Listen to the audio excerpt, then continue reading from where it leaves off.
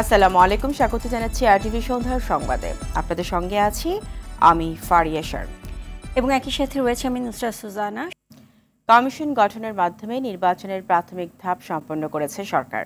এখন ধাপে ধাপে নির্বাচনের দিকে এগিয়ে যাবে সরকার, এমনই মন্তব্য করেছেন বেসামরিক বিমান পরিবহন ও পর্যটন এবং ভূমি মন্ত্রণালয়ের উপদেষ্টা এএফ হাসান আরিফ।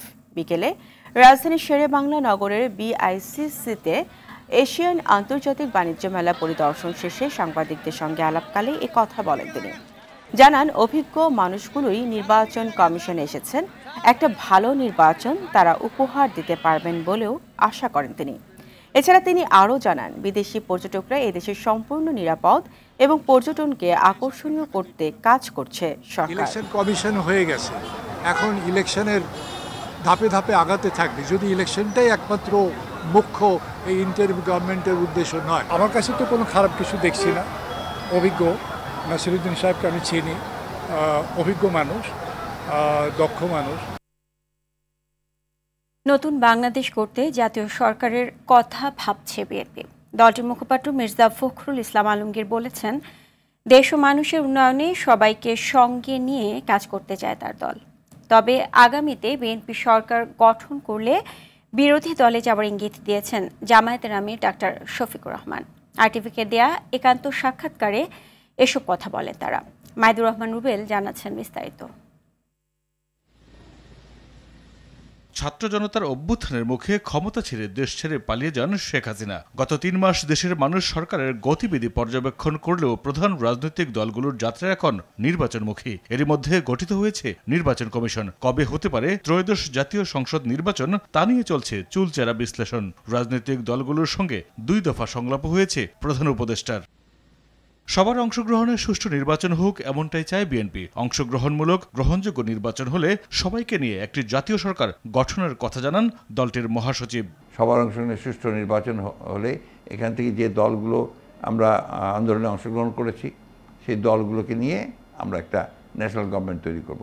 এটার উদ্দেশ্যটা হচ্ছে যে সব দলগুলোকে নির্বাচনে অংশগ্রহণ করানো এবং সেই দলগুলো থেকে যারা নির্বাচিত হয়ে আসবেন তাদের সকলকে নিয়ে আপনার একটা ন্যাশনাল গভর্নমেন্ট তৈরি করা। এই কারণে যে সংস্কার পরিবর্তন যে আনতে হবে, এটা এককভাবে একটি দলের পক্ষে করলে সেটা সবসময় সাস্টেইনেবল হয় না। জামায়াতের আমির ডক্টর শফিকুর রহমান মনে করেন, সরকারকে জনমুখী রাখতে সংসদে গুরুত্বপূর্ণ ভূমিকা রাখতে পারে বিরোধী দল। বিএনপি সরকারে গেলে জামায়াতের বিরোধী দলে থাকার ইঙ্গিত দেন তিনি। পার্লামেন্টের 2টি টায়ার, সামনের টায়ার পিছনের টায়ার, 2টা মিলিয়ে একটা সাইকেল চলে। কোনো এক টায়ারে কোনো যন্ত্রযান চলে না, মিনিমাম 2টা টায়ার লাগবে। একটা দল থাকবে সরকারে আর একটা দল থাকবে বিরোধী দলে। বিরোধী দলের কাজ হচ্ছে সরকারের ভালো কাজকে রিকগনাইজ করা এবং সরকার যদি কোনো ভুল করে তাহলে তার সমালোচনা করা এবং পরামর্শ দেওয়া, ভুল থেকে তাকে বিরত রাখার বা ফিরিয়ে আনার চেষ্টা করা। আমাদের দেশে আনফর্চুনেটলি এটা হয় না। আমাদের দেশে ভালো হইলে শুধু ভালোর গীত, মন্দ হইলে শুধু মন্দের গীত। বিরোধী দলের মধ্যে থেকে যদি কেউ বিরোধী হতে চায় বিরোধী দল হবে। আমি গভর্নমেন্টে যাব না। যেমন আপনার আমাদের গণতন্ত্র মঞ্চ তখন বলেছিল, এখন তাদের অবস্থাটা আমি জানি না, তারা বলেছিল আমরা কিন্তু সরকার আপনাদের জাতীয় সরকারে আমরা জয়েন করব না। এটা ডিপেন্ড করবে যে জামাত তখন কি অবস্থায় থাকবে, জামাত ইলেকশন কি করছে, জামাতের অবস্থানটা কি হচ্ছে। কল্যাণমুখী রাষ্ট্র গঠনে সবাইকে সঙ্গে নিয়ে কাজ করার কথা জানান বিএনপি ও জামায়াতের শীর্ষ নেতারা। মাইদুর রহমান রুবেল, আরটিভি, ঢাকা। গেল 1.5 দশকে রাজনীতিবিদ, ব্যবসায়ী ও আমলারা মিলেই আর্থিক খাতকে ধ্বংস করেছে। অর্থ পাচার, ব্যাংক লুট ও কর ফাঁকি দিয়ে আর্থিক খাতকে দুর্বল করেছে। এদের বিরুদ্ধে মামলা সহ সামাজিক ও রাজনৈতিকভাবে বয়কট করতে হবে।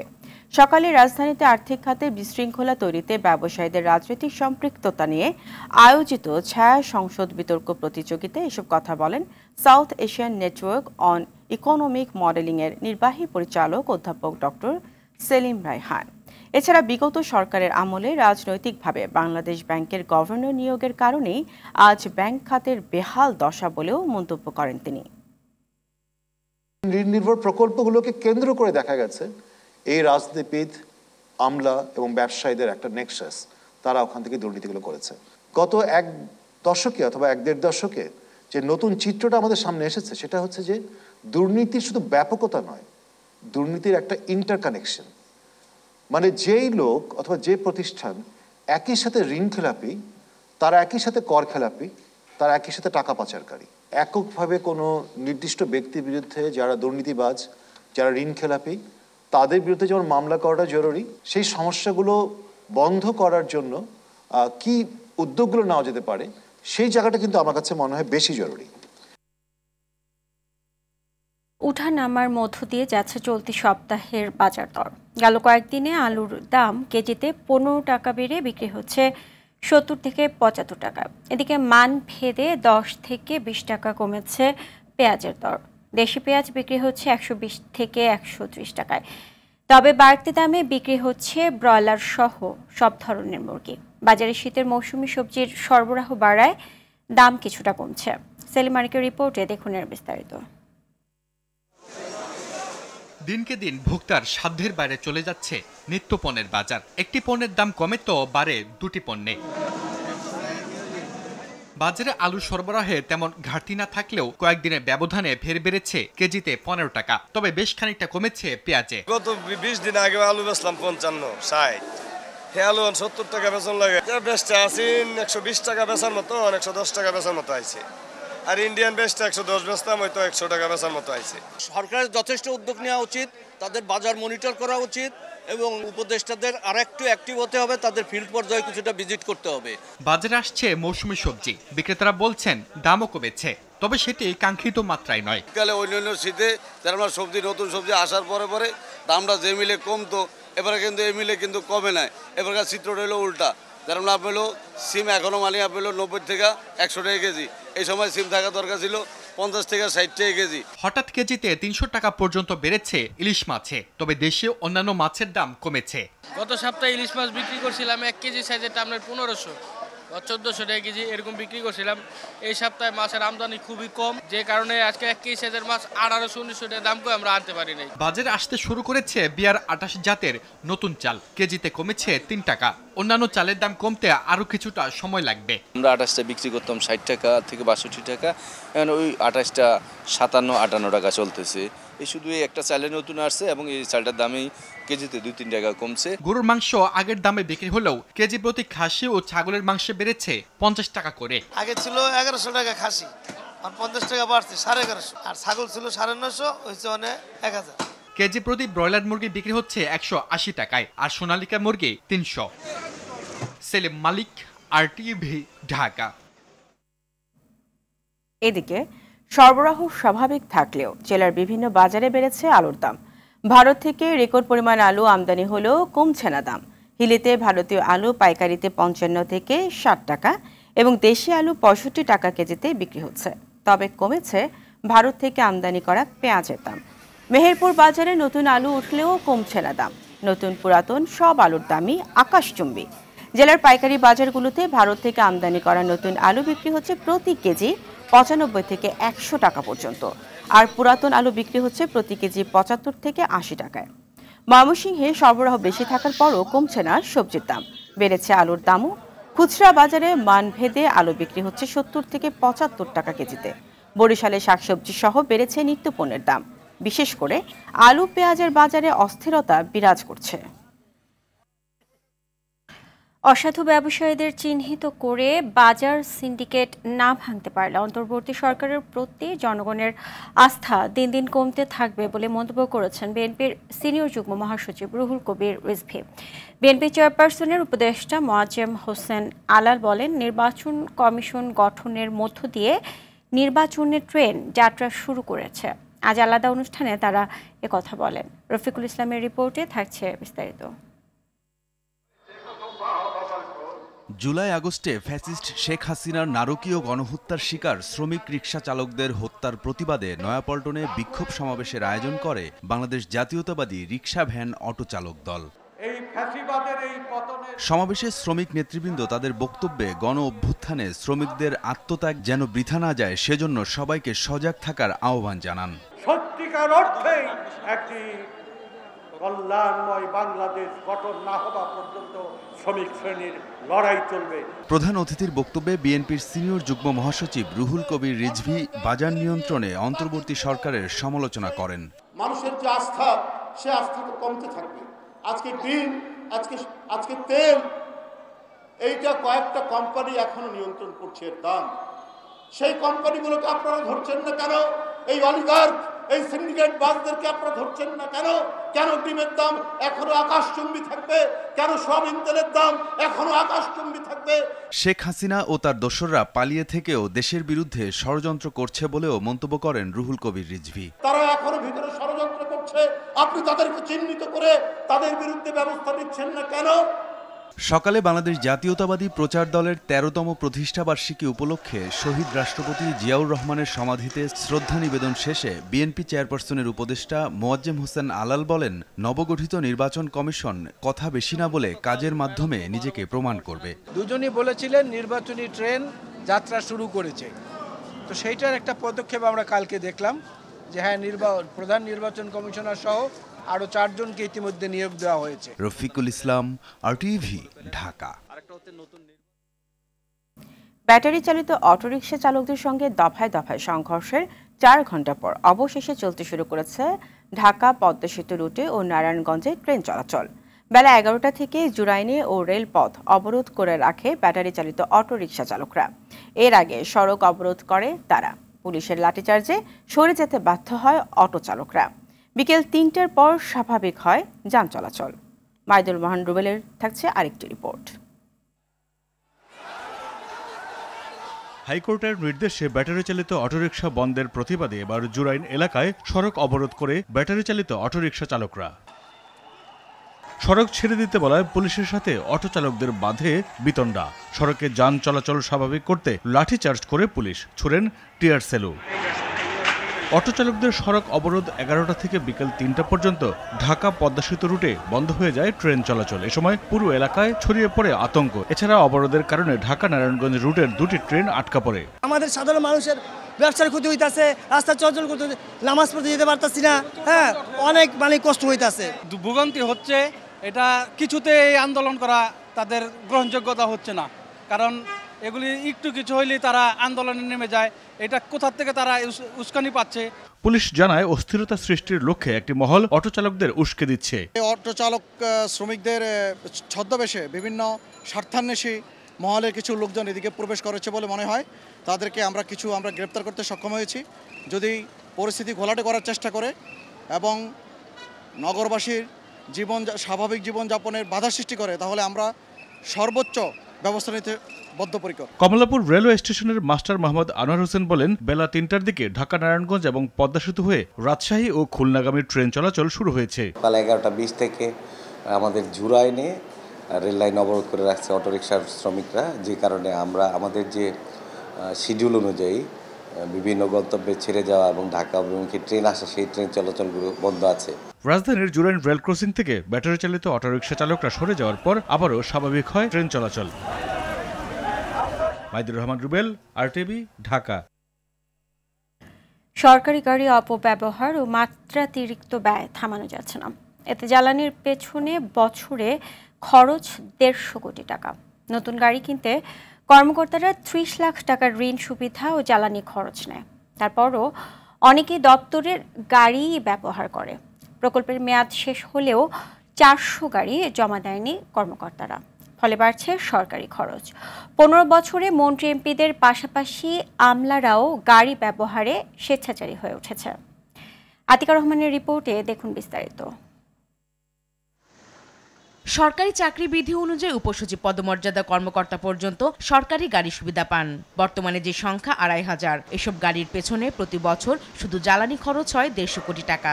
পাশাপাশি আছে চালকের বেতন ও রক্ষণাবেক্ষণ খরচ। আওয়ামী লীগের আমলে কর্মকর্তাদের নতুন গাড়ি কিনতে বিনা সুদে 30 লাখ টাকা ঋণ সুবিধা দেয়া হয়। জ্বালানি খরচ হিসেবে প্রতি মাসে দেয়া হয় আরও 50,000 টাকা। সরকারি সুবিধায় নতুন গাড়ি কিনে অনেকেই দপ্তরের গাড়ি ছাড়ছেন না। বাসায় গাড়ি রেখে রুটের গাড়ি চড়েন, ব্যবহার করেন মন্ত্রণালয় ও প্রকল্পে যানবাহন। পরিচয় গোপন রেখে জনপ্রশাসন মন্ত্রণালয়ের এক কর্মকর্তা বিষয়টি স্বীকার করেন। গাড়ি কেনার সুবিধা নিয়ে অনেক কর্মকর্তাই দপ্তরের গাড়ি ব্যবহার করেন। তারা ভাড়াও পরিশোধ করেন না। প্রকল্পের গাড়ির যথেচ্ছ ব্যবহারও আছে। ফলে সরকার সরকারি ব্যয় বাড়ছে। আওয়ামী মন্ত্রীদের মতো সরকারি কর্মকর্তারাও নিয়ম বহির্ভূতভাবে দপ্তরের গাড়ি ব্যবহার করেছেন, যা এখনও বহাল আছে। প্রকল্প শেষে 60 দিনের মধ্যে পরিবহন পুলে গাড়ি জমার বিধান থাকলেও এখনও 400 গাড়ি জমা পড়েনি। প্রধান উপদেষ্টার কার্যালয় থেকে এ ব্যাপারে আদেশ জারি হলেও ফল পাওয়া যায়নি। 2006-এর একটি সার্কুলার আছে যে প্রকল্প সমাপনের 60 দিনের মধ্যে আপনার এই গাড়িগুলা পরিবহন পুলে জমা দিতে হবে, সচল গাড়ি, অচল গাড়ি না। কিন্তু বিভিন্ন কারণে এই গাড়িগুলো আমরা সময় মতো পাচ্ছি না, এতে পরিবহন পুলও সাফারিংসের মধ্যে আছে। তবে আমাদের এমন কোনো মেকানিজম নাই যে যাতে তাদেরকে আমরা গাড়ি দেওয়ার জন্য বাধ্য করতে পারি।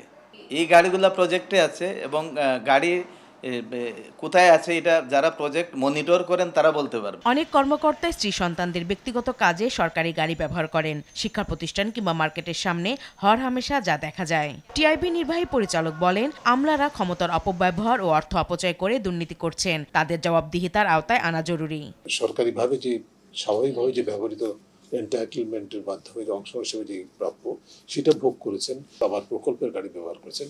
এটা বহুমাত্রিক প্রতারণা এবং দুর্নীতি এখানে সংঘটিত হয়েছে এবং সেটা সম্ভব হয়েছে এই কারণেই যে তারাই কিন্তু ক্ষমতার ভিত্তি ছিল। সংস্কার হচ্ছে তার অংশ হিসাবে এই বিষয়গুলিকে প্রতিহত করার মতো নীতিমালা অনুসরণ করা হবে, প্রণয়ন করা হবে, অনুসরণ করা হবে, বাস্তবায়ন করা হবে। রাষ্ট্র সম্পদের অপব্যবহারের সাথে তাদেরকে চিহ্নিত করে দৃষ্টান্তমূলকভাবে জবাবদিহিতা নিশ্চিত করতে পারলেই এটা আসলে বাস্তবে প্রতিরোধ করা সম্ভব হবে। জনগণের করের টাকায় সরকারি যানবাহনের যথেচ্ছ ব্যবহার ও অর্থ অপব্যয়ে এখনই লাগাম টানার দাবি সচেতন সবার। আতিকা রহমান, RTV, ঢাকা। বিগত সরকার রেলের উন্নয়নের নামে কোটি কোটি টাকা অপচয় করেছেন বলে অভিযোগ করেছেন বিদ্যুৎ, জ্বালানি ও খনিজ সম্পদ ও রেলপথ মন্ত্রণালয়ের উপদেষ্টা মোহাম্মদ ফাউজুল কবির খান। সকালে দিনাজপুরের পার্বতীপুর কেন্দ্রীয় লোকোমোটিভ কারখানা পরিদর্শন শেষে তিনি কথা বলেন। এ সময় তিনি আরও অভিযোগ করেন, প্রয়োজন না থাকলেও ব্যক্তিকে খুশি করতে গোপালগঞ্জ সহ বিভিন্ন স্থানে বাহারি রেল স্টেশন তৈরি করা হয়েছে। এছাড়া জনবল সংকট সহ রেলের উন্নয়নে নতুন করে ভাবার কথাও জানান উপদেষ্টা।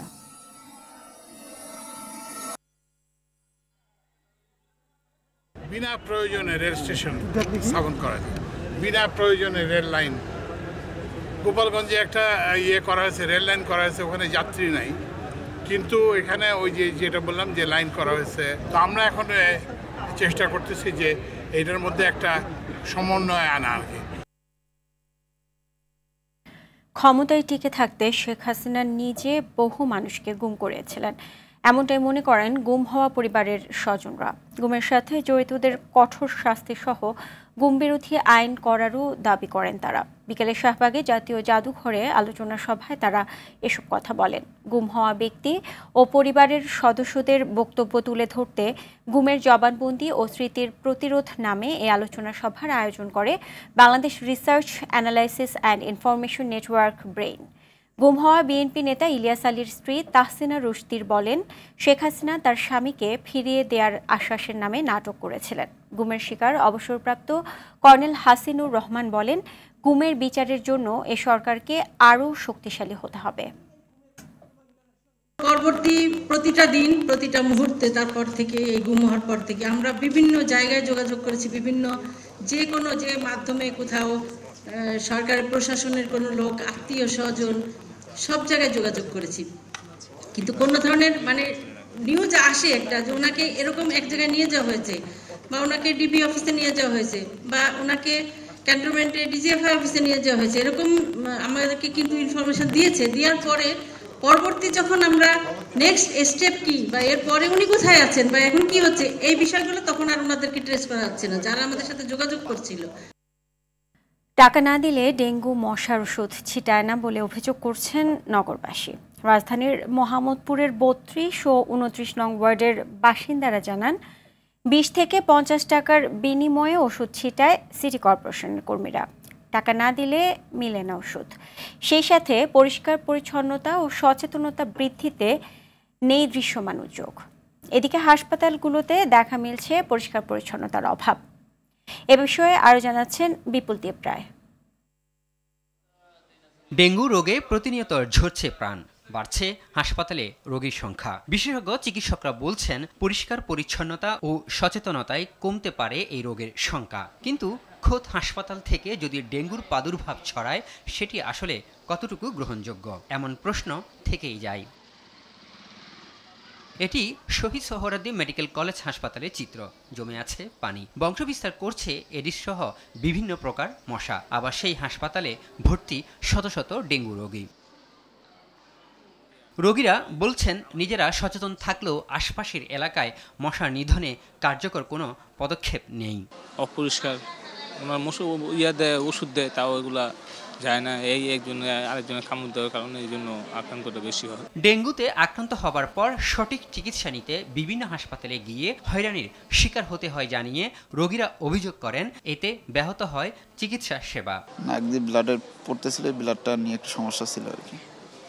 ডাক্তারকে বলছেন, ডাক্তার বলছে এটা এমনি ভালো হবে, তেমন একটা ট্রিটমেন্ট দেয়নি আর কি ওনারা। তবে গত রাত্রে আবার যখন আছে তখন আবার ডাক্তার চলে আসছিল, প্রথম দিন আসে নাই আর কি। যারা নার্স আছে না, এরা কিছু কিছু নার্স আর কিছু কিছু ওই যে ট্রেনিং করে না, এরা ভালো করে কাজ করে না। এদিকে মোহাম্মদপুর এলাকায় গিয়ে দেখা যায় ডেঙ্গু প্রতিরোধে নানা অনিয়ম ও দুর্নীতির চিত্র। এলাকাবাসীর অভিযোগ টাকা না দিলে ওষুধ ছিটায় না সিটি কর্পোরেশনের কর্মীরা। আমাদের বাসায় আসে না, জায়গা ঘুরা কয় আপনি যা করার কনগা গিয়া, আবার যায় 20টা দিবার বাসায় ঢুকে, যায় 50টা দিবার বাসায় ঢুকে। এছাড়া প্রতিটি মহল্লার ভবনগুলোর ফাঁকে ফাঁকে ময়লা আবর্জনা ফেলার কারণে বেড়ে চলেছে ডেঙ্গুর বিস্তার। ডেঙ্গুতে আক্রান্ত হয়ে প্রতিনিয়তই বাড়ছে মৃত্যুর মিছিল, এটি যেন থামছেই না। এলাকাবাসী বলছেন মশা নিধনের জন্য যে কার্যকর ওষুধ ছেটানোর কথা সেটি সঠিকভাবে হচ্ছে না, এতে করে বেড়ে চলছে এই রোগের সংখ্যা। তাই অতি দ্রুত এই রোগ নিয়ন্ত্রণ করতে হলে মশা নিধনের পাশাপাশি সবাইকে আরও বেশি সচেতন হতে হবে। বিপুল দেবরাই, RTV, ঢাকা। মার্কিন নির্বাচনে ভূমিধ্বস বিজয়ের পর নিজের দ্বিতীয় মেয়াদের প্রশাসন সাজাচ্ছেন ডোনাল্ড ট্রাম্প। তবে বিতর্কিত ব্যক্তিদের প্রশাসনে নিয়ে আসায় নিজ দলেই সমালোচনার মুখে পড়ে তিনি। অ্যাটর্নি জেনারেল হিসেবে ম্যাট গেটজকে মনোনয়ন দিয়ে সবচেয়ে বেশি ধাক্কা খান নবনির্বাচিত মার্কিন প্রেসিডেন্ট। এই অবস্থায় ম্যাট গেটসের মনোনয়ন প্রত্যাহার করে নিয়েছেন ট্রাম্প। শীর্ষ আইন কর্মকর্তা হিসেবে ট্রাম্প এবার বেছে নিয়েছেন পাম বন্ডিকে। শুক্রবার এক প্রতিবেদনে তথ্য জানিয়েছে বার্তা সংস্থা রয়টার্স। সংশ্লিষ্টরা বলছেন গেটসের তুলনায় সিনেটরদের কাছ থেকে সম্ভবত কম বিরোধিতার মুখোমুখি হবেন বন্ডি। ভারতের অন্যতম শীর্ষ ধনী গৌতম আদানির বিরুদ্ধে যুক্তরাষ্ট্র ঘুষ জালিয়াতির অভিযোগ করায় বিতর্কের মুখে পড়ে নরেন্দ্র মোদীর বিজেপি সরকার। আদানিকে মোদী সরকার সুরক্ষা দিচ্ছে বলেও অভিযোগ তুলেছে বিরোধী দলীয় কংগ্রেস নেতা রাহুল গান্ধী। এ ঘটনার পর আদানি গ্রুপের সঙ্গে বিমানবন্দর ও বিদ্যুৎ সঞ্চালন প্রকল্পের দুটি বড় চুক্তি বাতিল করেছে কেনিয়া। এদিকে বাংলাদেশের সঙ্গে আদানি পাওয়ারের অসম বিদ্যুৎ চুক্তির বিষয়ে উচ্চ আদালত পর্যালোচনার নির্দেশনা দিয়েছে। বিস্তারিত রাকিব হাসানের রিপোর্টে। গৌতম আদানি ও তার কয়েকজন সহযোগীর বিরুদ্ধে যুক্তরাষ্ট্রের নিউ ইয়র্কের ফেডারেল কৌশলীরা ঘুষ ও প্রতারণার অভিযোগ এনেছেন। এর পরিপ্রেক্ষিতে গৌতম আদানির বিরুদ্ধে গ্রেফতারি পরোয়ানাও জারি হয়েছে। মার্কিন আদালতে আদানির দুর্নীতি নিয়ে এবার খোদ ভারতেই বিতর্কের মুখে দেশটির প্রধানমন্ত্রী নরেন্দ্র মোদী। সরকার আদানিকে সুরক্ষা দিচ্ছে বলে অভিযোগ বিরোধী দলীয় কংগ্রেস নেতা রাহুল গান্ধীর। আদানির বিরুদ্ধে সংসদীয় তদন্তের দাবি জানান তিনি। এ ঘটনার পর আদানি গ্রুপের সঙ্গে বিমানবন্দর ও বিদ্যুৎ সঞ্চালন প্রকল্পের প্রায় 274 কোটি মার্কিন ডলারের চুক্তি বাতিল করল কেনিয়া। এদিকে মার্কিন আদালতে এমন এক সময় আদানি গ্রুপের বিরুদ্ধে এসব অভিযোগ দায়ের হয়েছে যখন বাংলাদেশে গ্রুপটির সঙ্গে বিদ্যুৎ ক্রয় চুক্তি বাতিলের দাবি ক্রমেই জোরালো হয়ে উঠেছে। আদানির সঙ্গে বিপিডিবির বিদ্যুৎ ক্রয় চুক্তি নিয়ে শুরু থেকেই প্রশ্ন তুলেছেন খাত সংশ্লিষ্টরা। বাংলাদেশের সঙ্গে আদানি পাওয়ারের অসম বিদ্যুৎ চুক্তির বিষয়ে উচ্চ আদালত থেকে 2 মাসের মধ্যে হাইকোর্টে বিস্তারিত প্রতিবেদন জমা দিতে নির্দেশও এসেছে। Rakib Hasan, RTV। Bangladesh West Indies test সিরিজের খবর। 2 ম্যাচ টেস্ট সিরিজের প্রথমটিতে আজ ওয়েস্ট ইন্ডিজের মুখোমুখি হবে বাংলাদেশ। এন্টিগার স্যার ভিভিয়ান রিচার্ডস স্টেডিয়ামে ম্যাচ শুরু রাত 8টায়। এই মাঠে যে কোনো ফরম্যাটে টাইগারদের ইতিহাসটা সুখকর না থাকলেও বছরের শেষটা রাঙিয়ে তোলার দিকে নজর থাকবে মিরাজ মুমিনুলদের। আর স্বাগতিকদের লক্ষ্য জয়ের ধারায় ফেরা। বিস্তারিত রাফি আমিনের রিপোর্টে। সাদা পোশাকে বছর জুড়ে ওয়েস্ট ইন্ডিজ আর বাংলাদেশের অবস্থান ছিল একই মেরুতে, যেখানে ব্যর্থতার বৃত্তে আবদ্ধ ছিল বারথওয়েট মিরাজরা। দুটো দলই সবশেষ হেরেছে দক্ষিণ আফ্রিকার বিপক্ষে। টাইগারদের শুরুটা ছিল ঘরের মাঠে শ্রীলঙ্কার কাছে হোয়াইট ওয়াশ দিয়ে, মাঝে পাকিস্তান সফরটা ছিল ভিন্ন। এরপর ভারত ও প্রোটিয়াদের কাছে যাচ্ছেতাইভাবে পরাজয়। এমন পরিসংখ্যান নিয়ে শুক্রবার ক্যারিবিয়ানদের বিপক্ষে খেলতে নামবে লিটন তাসকিনরা, যেখানে অতীতটাও সুখকর নয় টাইগারদের। সবশেষ 3 সফরেই হোয়াইট ওয়াশের লজ্জায় পড়েছে। এরপরও অতীত ইতিহাস ভুলে বছরটা জয় দিয়েই শেষ করায় নজর থাকবে টাইগারদের। এদিকে ওয়েস্ট ইন্ডিজ বছরটা অস্ট্রেলিয়ার মাঠে জয় দিয়ে শুরু করলেও পরবর্তী 5 টেস্টের 4টিতে হেরেছে, বাকি একটি ড্র। ফলে টাইগারদের বিপক্ষে অতীতকে পুঁজি করেই ঘুরে দাঁড়াতে মাঠে নামবে সামার জোসেফ, কেমার রোচরা। রাফি আমিন, RTV। সন্ধ্যার সংবাদ এ পর্যন্তই। রাতের সংবাদ 11:15টায় দেখার আমন্ত্রণ রইল। এতক্ষণ সাথে থাকার জন্য ধন্যবাদ সবাইকে। ধন্যবাদ।